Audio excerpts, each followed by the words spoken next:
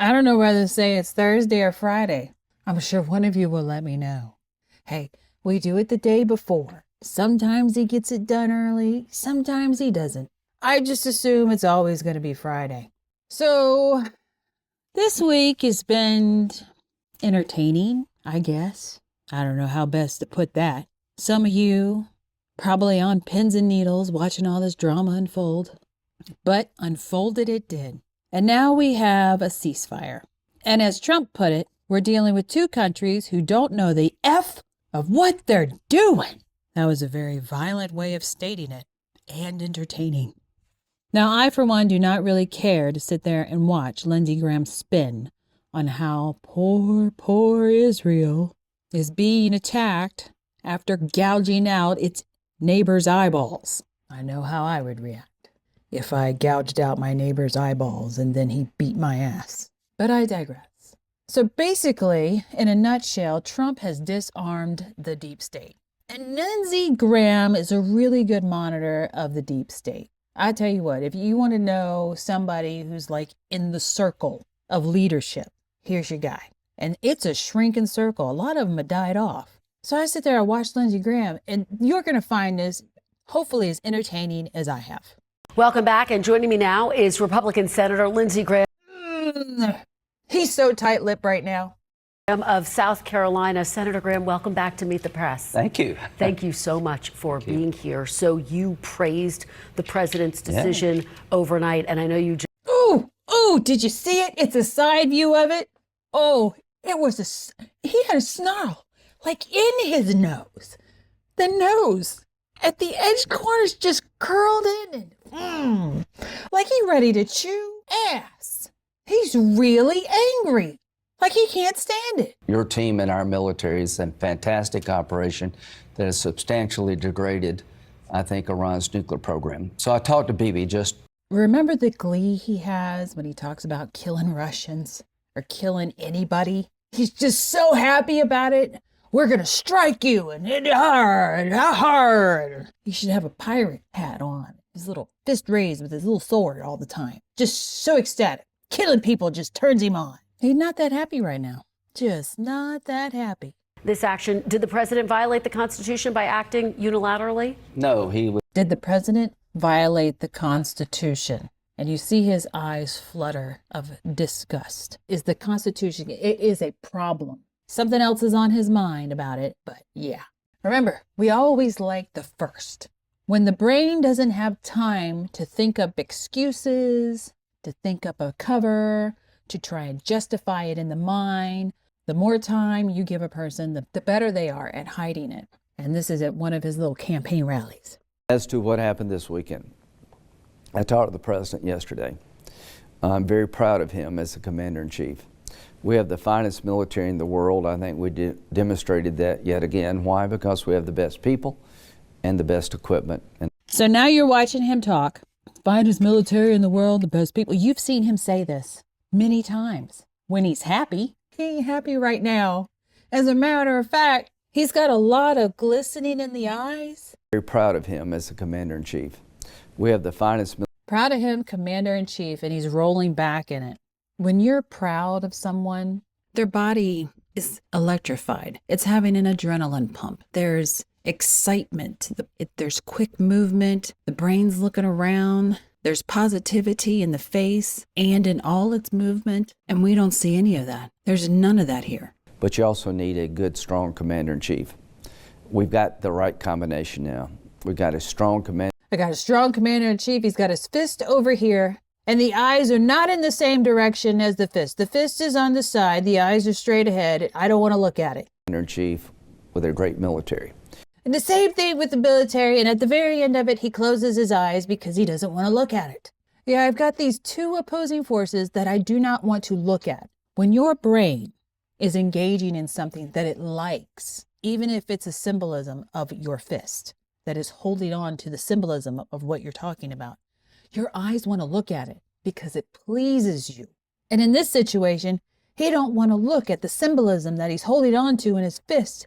He detests them. He don't like them. The government, apparently, is not Lindsey Graham anymore.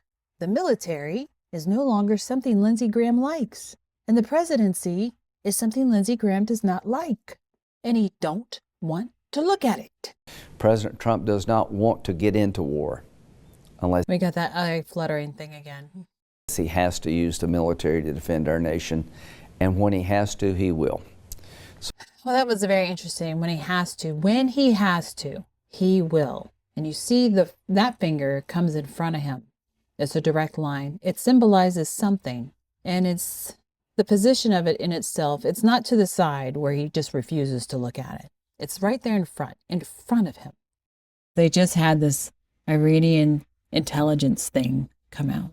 And of course, Graham was involved in everything. And he had just talked to Trump and the administration. And for the first time, because he was closing the eyes and it was like, that is just so weird. It's like a half moon and you just have no idea what it is other than it's an avoidance. No, it's a mic drop. He got ghetto mama. Just imagine the eyes closed, the neck rolling around like it's on a jello plane. I was like, man. Which also tells me that he's getting extremely stressed to the point where he has lost all decorum. He cannot control himself anymore. And that's usually when you see the signs of desperation come out. So watch this. We'll see a little bit of the desperation. It doesn't matter what Senator Murphy thinks about me or I think about him. Here's where we're at. The program was obliterated at those 3 sites, but they still have ambitions. I don't know where the United The program was obliterated in those 3 sites. Okay, no smiling. Big bombs went off. War is here. Graham's always ecstatic like a little girl. And on top of it, then he turns over to, I don't know what this guy's name is. He's actually kind of pretty. He's got very pretty skin. Looks like he's depressed, but he's very pretty. And tells this guy, but they've got ambitions. Okay, so we're getting the mentality raw from someone who's been in a meeting, who usually, because our base, we've seen his base, he's quite sure of himself. He doesn't look for you to support him in anything he says. He's got that much confidence. But something has happened because we are going outside of his norm. And he's looking for backup. He turns to the blue guy. They've got ambitions, which tells me you're going away from your norm. You're looking for an ally, which means you didn't have anybody in that room with you as an ally, at least not anybody with some strength to do what you want. Nobody. So now he's looking for it in the press to rally up the people to push his agenda. He doesn't have that backroom strength. Apparently it's been shut down. Hallelujah. So he turns to the blue guy for some cheerleading. 100 pounds of highly enriched uranium exists, but it wasn't part of the target set. And there's your ghetto mama. Fling my head, close my eyes. I could just imagine him being in a back room with these people. And that's his talking point. That's his mic drop moment.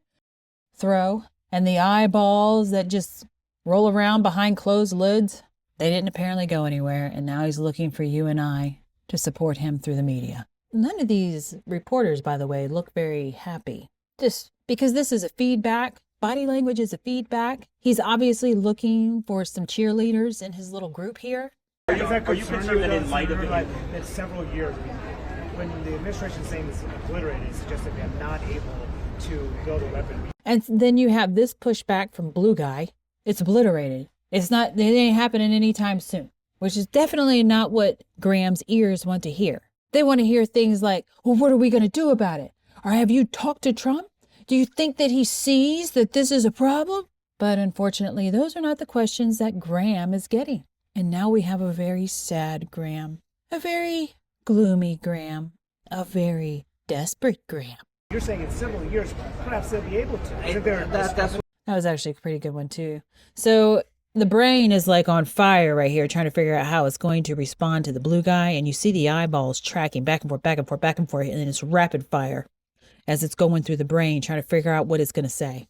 That's how you know the brain's engaged. When you see things like that, it gives you a clue. Brain's engaged. It is desperately searching for answers. what I'm saying. They're obliterated today, but you can reconstitute it. And that was apparently all that he could come up with. My money's on the deal that nobody knows what's in it. I'm going to guess they don't get to have nukes and BB doesn't go to jail. Everybody wins. The real question, have we obliterated their desire to have a nuclear weapon? As long as they desire one, as long as they want to kill all the Jews, you still have a problem on your hands. I don't want people to... All right, so obviously, just from his words, because the body language is pretty much the same. He's desperate. He's not happy. He is a very sad Graham. And so we went from they're going to have nukes, they have nukes, it's always 2 weeks, it's always 2 weeks, to, well, they have the ambition for it. We've completely left the narrative that they actually physically have a weapon of mass destruction, to now that they want one, and that's as bad as holding one. It's not looking good. Remember what happens to cornered animals? Yes, I think that describes this situation perfectly. See you next week. Few plugs. Remember to go check out Patreon and the website. Also, the Bombards Tall Tales, because I do audiobooks. And I tell you what, that'll support the channel more than anything and keep you entertained. Going for a goal of 2 books a month. And yeah, by the time I'm done, there'll be hundreds of books on there. Thanks for watching.